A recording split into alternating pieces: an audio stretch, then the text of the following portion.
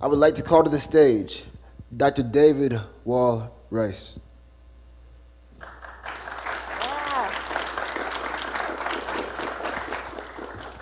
Jared Savage.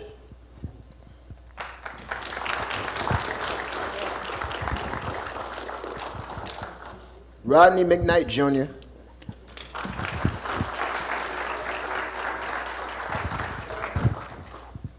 And Spelman's very own Emilia Tolbert.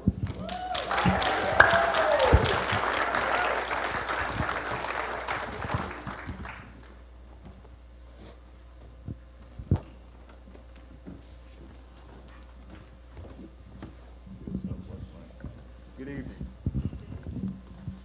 Can y'all hear me yet? Not yet. 1, 2, 1, 2. Can you hear me? Yeah? All right, good evening, everybody. I got it. And good evening, Jared, Emilia, and Rodney. And can we get a round of applause for them today?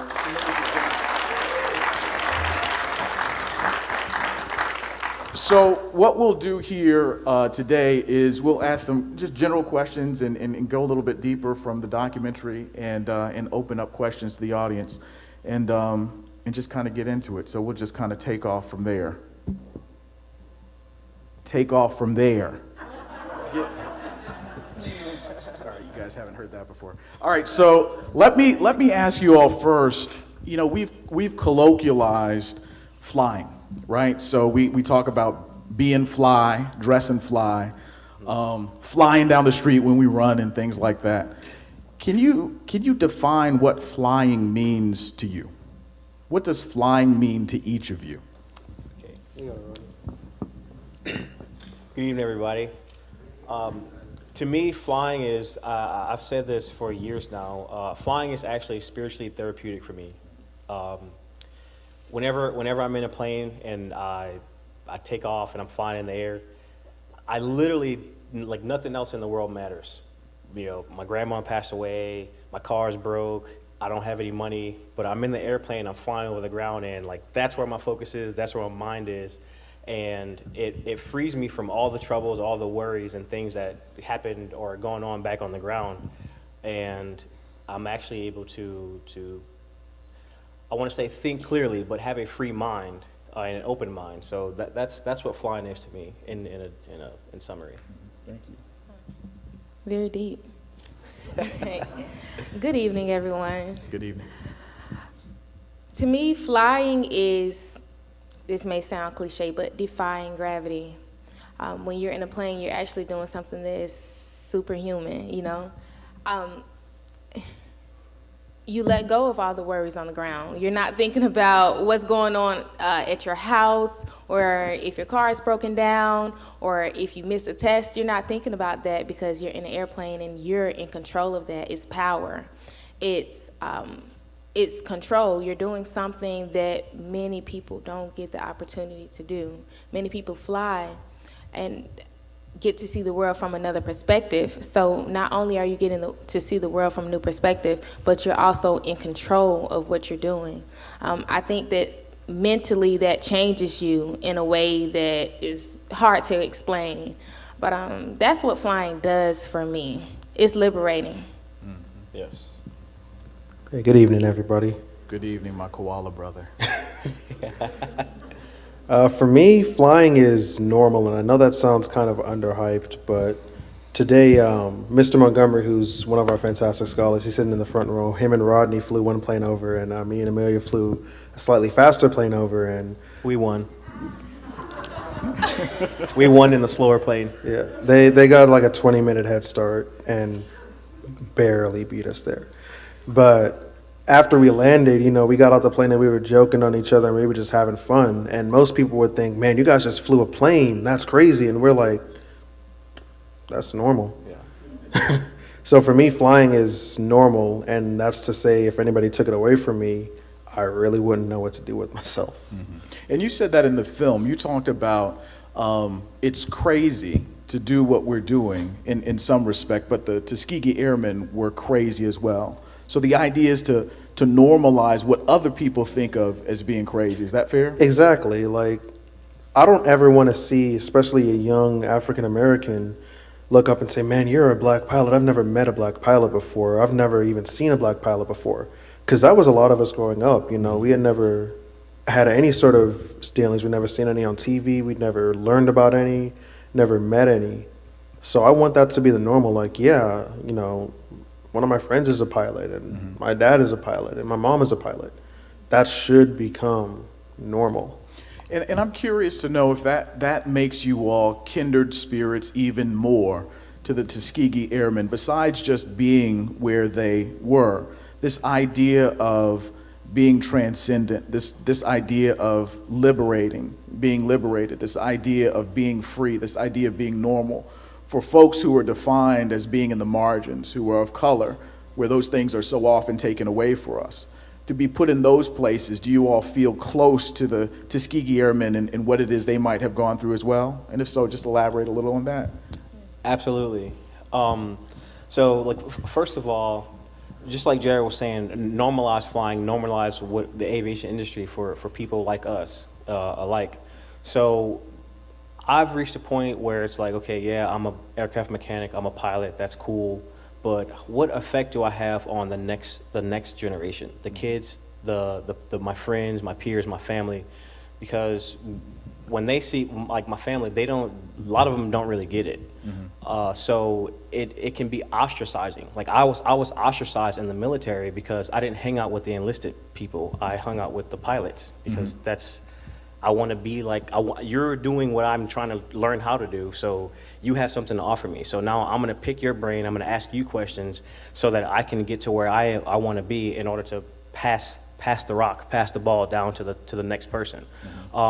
It's very difficult when you're taking the road less traveled, and that's what the Tuskegee Airmen did. Through all the adversity, all the backlash, all of the racism, you know, it was very difficult, but through their persistence and through their diligence, they paved the way for people like us to do what it is that we're doing right now.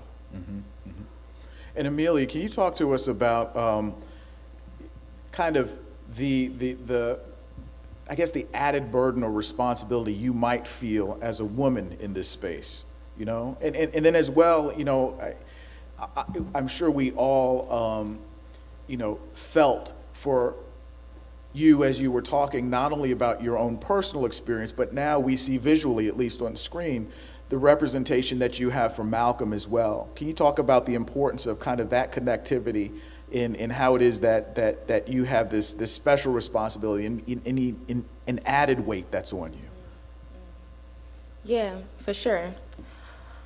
Well,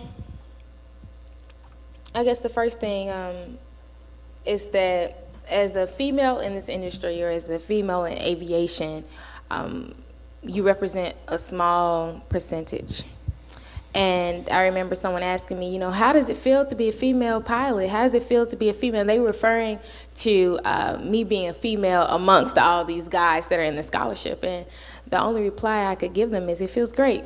Like, I feel great. And I didn't mean that in I guess in terms of saying I feel great to be amongst these guys or to be the woman amongst these guys.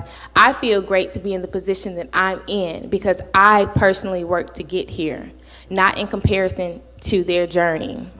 And thank you. And I would say just the added responsibility of having a son and him seeing, you know, that comes with a lot of responsibility. Sure. Having a son and training to be a professional pilot is hard. It's very hard. And I'll say that, you know, just training to be a pilot in general is hard, but having that that responsibility while training, it puts another weight on you. I tell people when I'm at the airport, don't talk to me, because right now my son is at daycare and I always think to myself, what would he think if he knew I was here just joking off? He doesn't like to go to daycare. So I'm always thinking, what would he think about the time that I'm using, you know? And I'll say that it narrows my focus. So it really just made me better. And yeah. And Jared, can you help us a little bit? Thank you. I really appreciated the words that you gave us from your mother, where she says, you know, we do what we have to do so we can do what we want to do. I think that's so important. And your focus and your kind of narrow-mindedness, riffing a little bit off of what Emilia is talking about here. Can you talk about the import of the family or the background that you came from that allowed you to be as focused and is dedicated to something that is as crazy as many people might have thought it has been? Especially coming in, and I'm clearly stereotyping now, and I teased you when you came in, especially coming straight out of Compton, right? So you're coming straight out of Compton, you get ready to get on a plane in Tuskegee. I mean, that's crazy. So talk to us about that a little bit. Yeah, so I mean, my family has been just absolutely supportive from the get-go with me wanting to be a pilot. And the thing that my mom has always instilled in me is you got to take time to yourself, but you can rest when you're dead. People who are go-getters are usually the people who you see at the top, you know? And every opportunity that I see, I want to take full advantage of. So when I got to college and I learned about the scholarship, and it was exactly what I wanted to do, hearing my mom say over and over, go get what you want, go get what you want, go get what you want. I had to go get what I wanted. And once I got what I wanted, I wasn't satisfied. Mm-hmm. And now that I have what I want everybody else to get what I have. Mm-hmm. So never being satisfied with just doing something for yourself, I think is one of the big lessons that my family has always been absolutely great in instilling in me. Mm-hmm. It's not always about what can I do for myself, but what can I do for others? Because there's another black boy sitting at home. Thank you. Another black boy sitting at home who's never seen a plane, or maybe one who wants to be a pilot, and they wouldn't be except for this scholarship, the work that we're doing every day. Mm-hmm. So we can't just be satisfied with I got mine. We got to make sure that everybody gets theirs too. And that seems to resonate across what was expressed in the film, but it, with you all as well, this idea of culture, you know, that was said in the doc, right, is this culture that we're in, and this, there is a like-mindedness in terms of doing it for a greater good, but there's also kind of this focus in being the best that we can be in terms of demonstrating as an example. And Rodney, I want to go to you because something that resonated in the beginning of the film for me was you're talking about not really understanding the mechanics of, you know, the machine that was taking people in the air at first, but then getting to it and figuring out the power and the responsibility of being able to say, this is something that I put my word and my expertise on. Passing that power and leveraging that power and passing it on to other people. Can you talk about the importance there as well? And I know that's kind of been a theme. We've all kind of talked about that, but can you talk about the importance of that? Because I think that so often folks can say, oh, you're just building something, you just, you know, tightening a screw or something like that. But can you talk about kind of how you pour yourself into that and the significance of it? Yes, very good question, by the way. So when I told my family that I was going to the Marine Corps, I remember one of my cousins, my older cousin, I'm 30, he's probably like 50 now. I was 17 when I decided to go to the Marine Corps, and he literally looked at me in the eyes and said, you're stupid for going to the Marine Corps. In my mind, I was doing something that was, in my mind, my goal was to be a part of something that was bigger than myself, learn something along the way, and have something to give back. Mm-hmm. So at 17 years old, I decided that I wasn't mature enough to go to college. I didn't have money to go to college. One day, you know, I asked my dad and his wife if they had any money by any chance put away for me to go to college, mm-hmm. and she laughed hysterically. Mm-hmm. She doesn't know this, but I cried when she took that as a joke. So my whole life, I'm grateful, very grateful that I've been able to be very observative and pick and choose. Okay, I don't want to be like him. I don't want to be like her. I want to be like that. This is my goal. This is what I want. And then fighting the fight to accomplish what it is that I want. Mm-hmm. And when you do what's hard, you get what you want. When you do what's easy, you get what's left over. Mm-hmm. I don't like leftovers. Mm-hmm. I go after what I want. Mm-hmm. So if that means fighting an uphill battle to get what I want, if that means doing it the hard way, if that means not getting the answer and figuring it out and studying and staying up late, getting on people's nerves, asking questions, then so be it. Because I'm not only doing something to better myself and set myself apart, but the whole idea is to level up and have something to offer to other people alike, friends, family, and the next generation. So I'm always, and I say this at the airport all the time, like, and that's why I laugh when Tori said that, don't try to remember. Like, don't try to just remember the answer. Like, no, understand what it is. Have a deep-rooted understanding, and you don't have to remember. So there's always a way to accomplish whatever it is that you're going for, no matter the level of difficulty when it comes to figuring it out. So whether it be mechanics, you have to figure things out. How to become a pilot, I had to figure it out. No one gave me a cheat sheet and said, okay, do this, that, and do that before this, and then you'll get where you want to be. No, it takes dedication, due diligence, and a lot of figuring it out.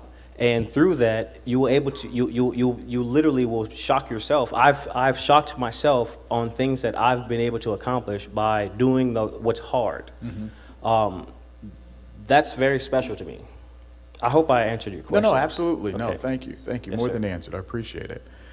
In looking at the press kit materials for the documentary in advance of this, one of the things that was said was that we want to be more than just a small doc. We really want to be demonstrative of excellence, but also there's a part in there, it's just one line, but this idea around racial reconciliation. And I thought that was interesting because it's General Sparrow, is that correct? Who's the white man who's in there, right? Yes. So can you talk to me, and I don't mean to be crude in saying that, right? But can you talk to me about the significance of his being a part, and even the folks who put the film together as being, folks who are not black, folks who are not of color. How does that demonstrate some type of significance in your telling your story?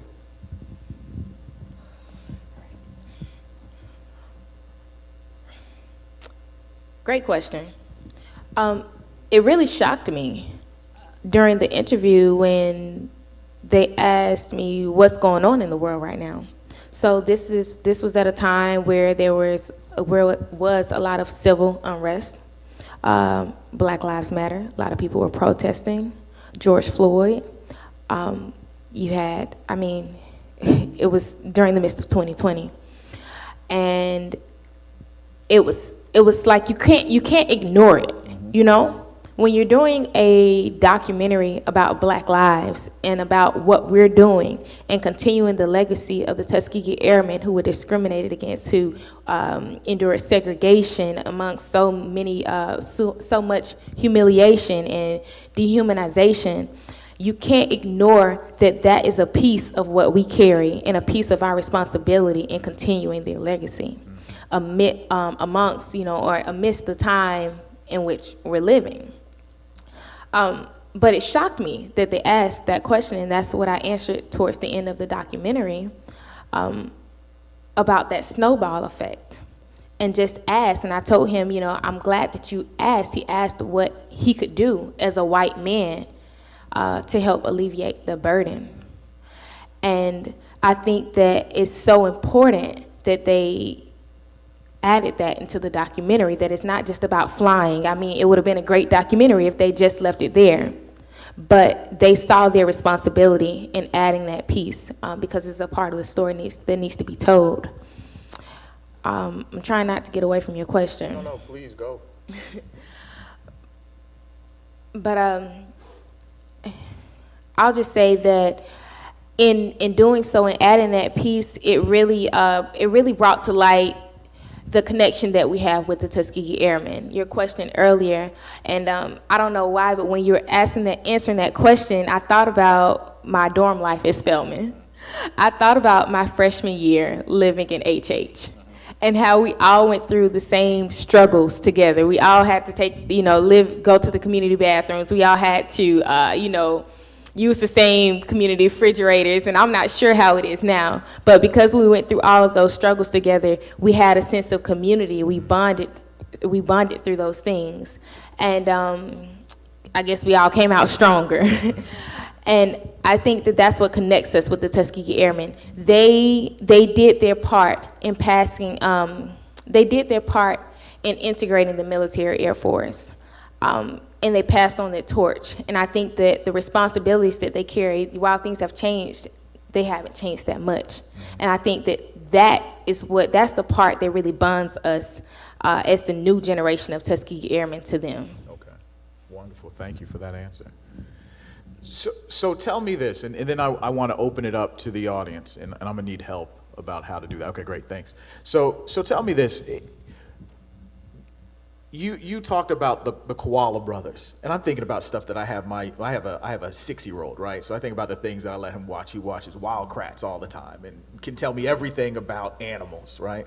What are some things that you might suggest to us as we're developing young people, your age or when you first became interested, or high school age or college age, who might want to, be pilots, who might want to be mechanical engineers, but they're like, nah, that's too tough. It's too far gone. Certainly they can watch this documentary and get a sense of things, but how are we able to be relentless in putting the screws to them and allowing them to know that it's possible? What are some things that we might put in their life so that we can push them to be in the spaces that you all are in right now?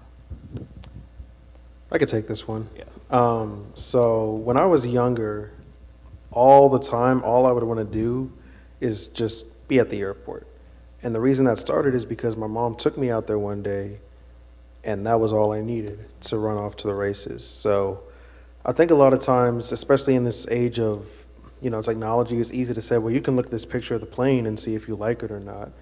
But I guarantee if you go out to an airport, or if you even just come to Tuskegee, but go out to any airport and see a plane fly, there's a good chance you'll probably want to learn how it works. And there's a very important toddler that's in my life right now. I'll leave it at that, but he loves coming to the airport, and every time I look at him, I'm like, he's gonna be a pilot, 100%. He doesn't even know, well, he does know because he's a grown toddler, I like to think.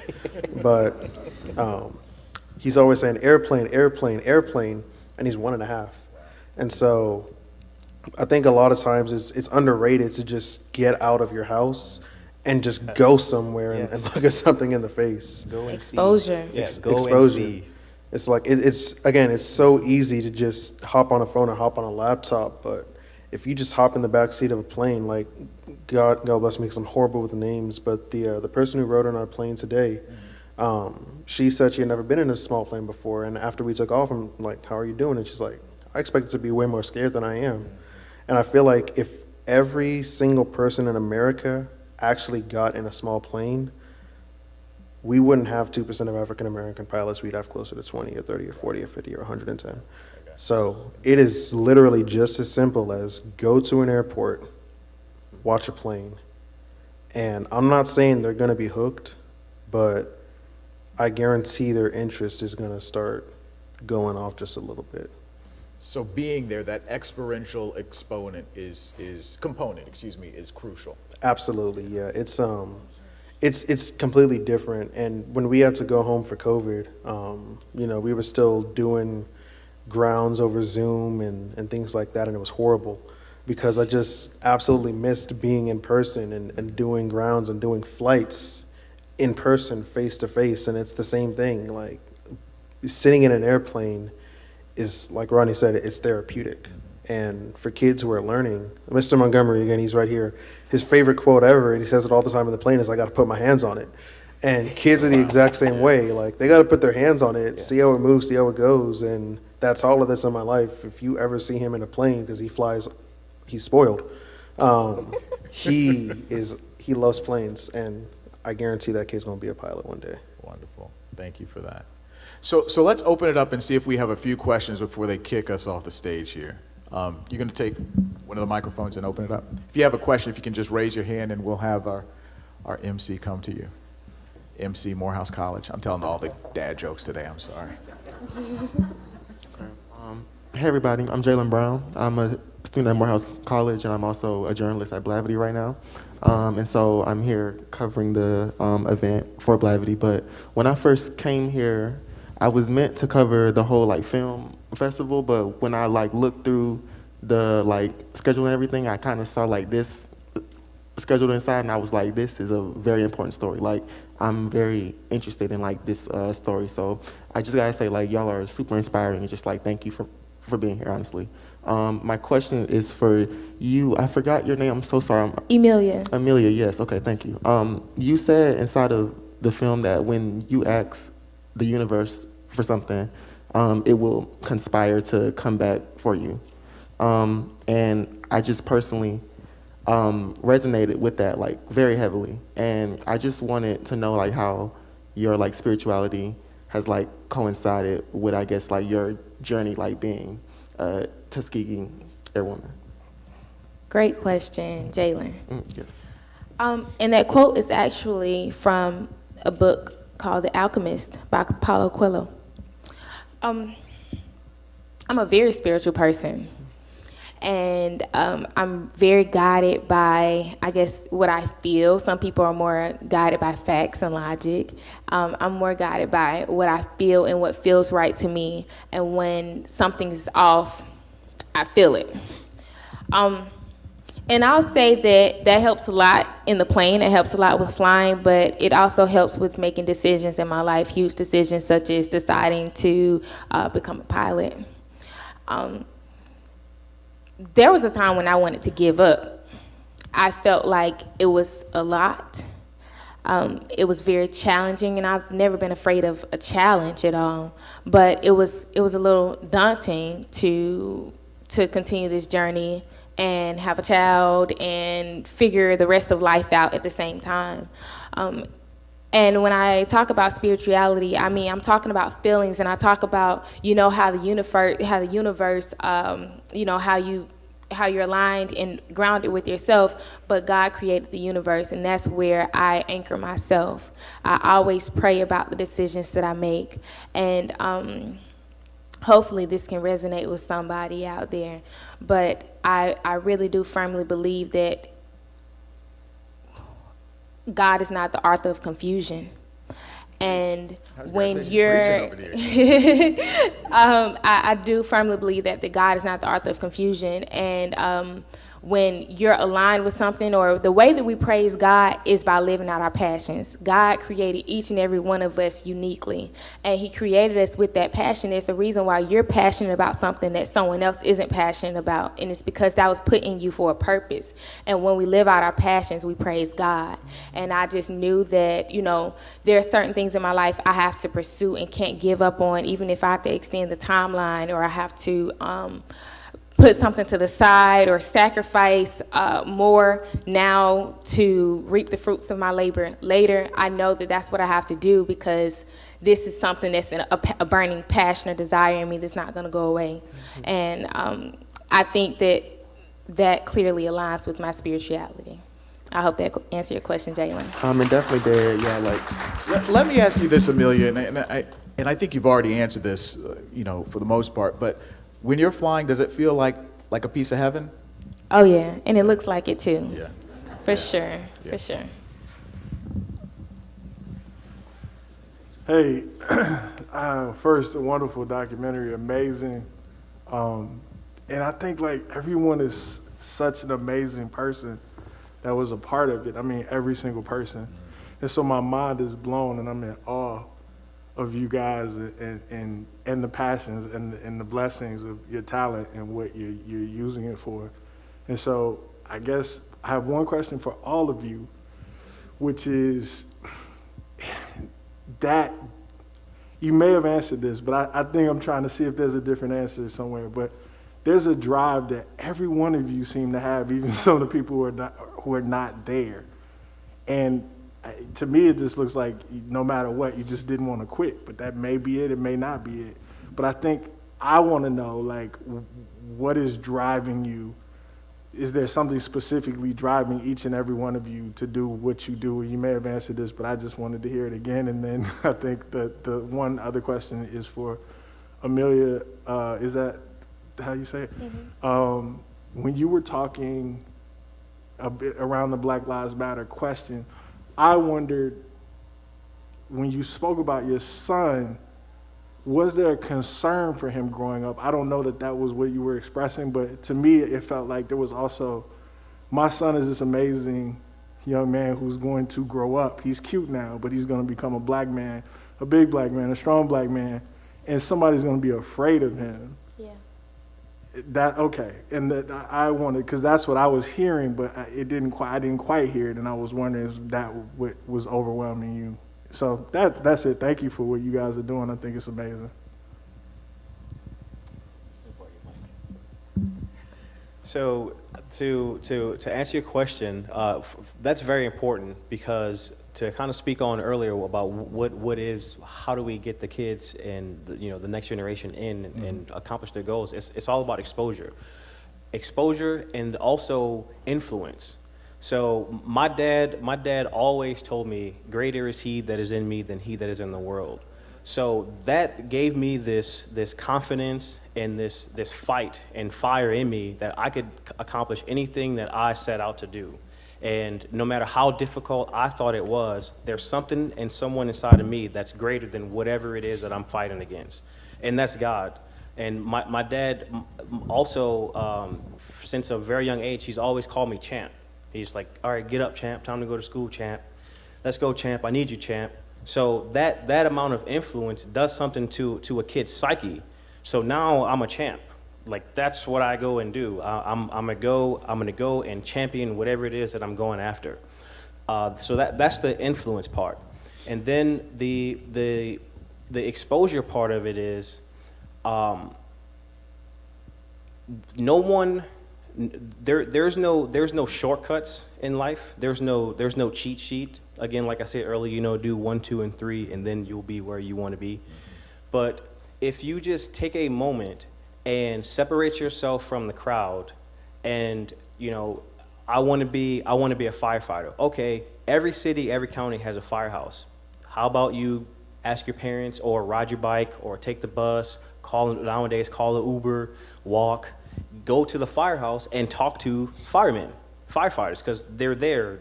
That's the people that you aspire to be a firefighter, or aspire to be fill in the blank. Go and expose, go and see, and get yourself in front of those people or into those places where the things that you want to do are happening. And as far as why, or like you say, that drive to keep going, it's because this is very special to me, and it's near dear into my heart. So when I went to the Marine Corps, I grew up in New Orleans. I was born and raised, and it's this mentality of every man for himself, get it how you live. When I got into the Marine Corps as a 18-year-old kid, and I'm in Afghanistan at 19, and then Africa at 20 on combat deployments, through training and through deployments, I was forced to learn how to be a team player. So what 1 or 2 people can accomplish, 5, 10, 20, 30, or in multiples of that can accomplish that same goal in literally fractions of the time with a fraction of the effort. So I brought that teamwork mentality with me back out of the military, and now to the airport, or with me in my life. So as a black person, now it's not this every man for, I'm speaking for myself now, it's not this every man for himself, get it how you live. It's I'm going to fight the uphill battle and do what's difficult, so I can position myself, so I can teach people this philosophy that I have is, teamwork is everything. If every person does a little bit, no one person has to do a lot. And thank you. So with that, it's like, if I do my part, I do what I'm good at, and I follow my passion. You do your part, and you do what you're good at, and follow your passion. And then as a whole, as a collective, everybody's just doing just their little part, however little you might think it is, or it might seem to someone else, but together, every person's little input and little part adds up to the whole. So that's why and how I do what I do. Thank you. Awesome. I think this is going to be our last question. Is that right? Okay. Thank you. First, I want to tell all of you how proud I am of you to see you doing the things you are doing. It's very touching for me to watch the film because back in 2008, 9, and 10, I think, I spoke at the Tuskegee fly-in, and I saw and met many young pilots like you, and I could not believe first that they were actually piloting, and then all the tricks they did were, in front of us. It was just amazing. So I just wanted to say that I am proud to see young people who are flying once again tonight, and you deserve all the accolades I can give you. I'm from Cincinnati as well, and we had one original Tuskegee airmen and others who came along afterwards, and I knew them. And now to see their efforts having come full circle in you and your willingness to pass it on to others is highly commendable. Briefly, who are your role models other than your parents? Who is the person that you most admire today? And I'll tell you mine. Muhammad Ali.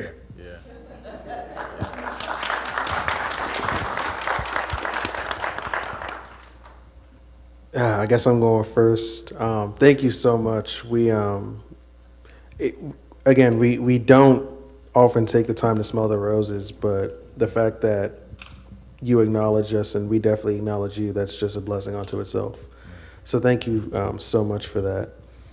I'm going to say, obviously I was going to say my parents, but I can't say that. So I'm going to say actually a person that I look down to, and that's a guy named Malcolm Tolbert. And Malcolm Tolbert, you guys saw him in the documentary. He's just under 2 years old. And I'm saying I look down to him physically, but I look up to him because he's the future, and he's who we're working so hard for. And if there's anybody that I want to make proud, it's him. If there's anybody that I want to inspire or to look up to me, it's him. So the person that I try to prove myself to, or the person I try to grind for or work hard for, is Malcolm Tolbert. That's my inspiration, and that's my role model. Oh, Lord. It's getting real on this stage. I knew I was gonna need him. Ronnie, you want to go? He needs a mic. Thank you so much. That means a lot to me. It's very, very humbling, and I really do appreciate your notoriety for us. Thank you so much. My grandpa, I went to my grandpa crying as a little kid. I was probably 6 years old, and I went to my grandpa crying, and the idea was I was going to tell on my dad, like, Grandpa, my dad doesn't buy me the video games I want, and he doesn't buy me the tennis shoes that I want. And as a 6-year-old kid, my grandpa looked me in the eyes and he said, Junior boy, if you come to work with me on my truck, I'll pay you your own money and you can go buy what you want. That next summer, I was working with my grandpa, and I was making $25 a day as a seven-year-old, and that's a lot of money for a 7-year-old kid.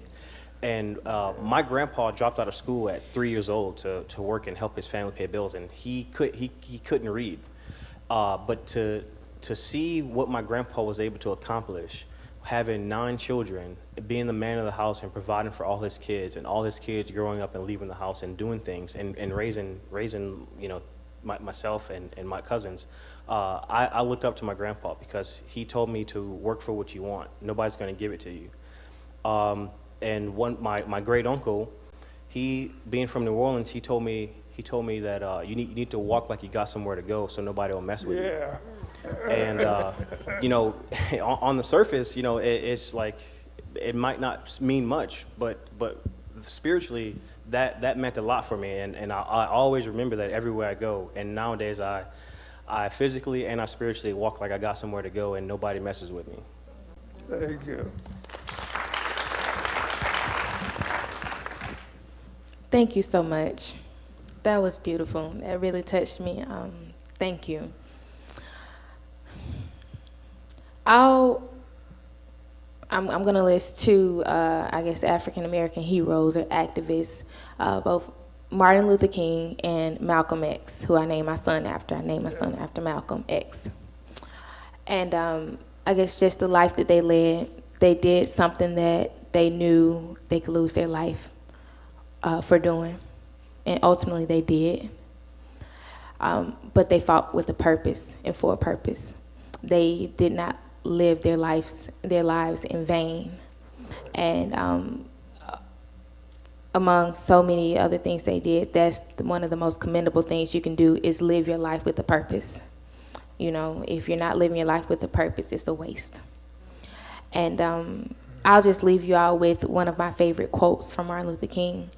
He says that everyone can be a leader because everyone can serve. You don't need a college education to serve. You don't need to make your subject and verb agree to serve. You just need a heart full of love. And that's what I strive to do. The thing that motivates me every day, my motivation or my driving force is that I want to teach other black kids how to fly. I want to teach other black kids from Tuskegee, Alabama, or other black kids who are interested in flying how to fly. And if I can do that, if I can live my life to inspire someone else to go after their dreams, then my mission has been served. So let me say this, Rodney, Emilia, Jared, you all are some beautiful human beings. You really are. Thank you so much for being here with us tonight. Thank you for making yourselves available to us and vulnerable for us in the documentary. And thank you for the freedom work you do. God bless you. Thank you. Thank you. Thank you. All right, we're finished with that section. Thanks, y'all. Happy birthday! I appreciate it.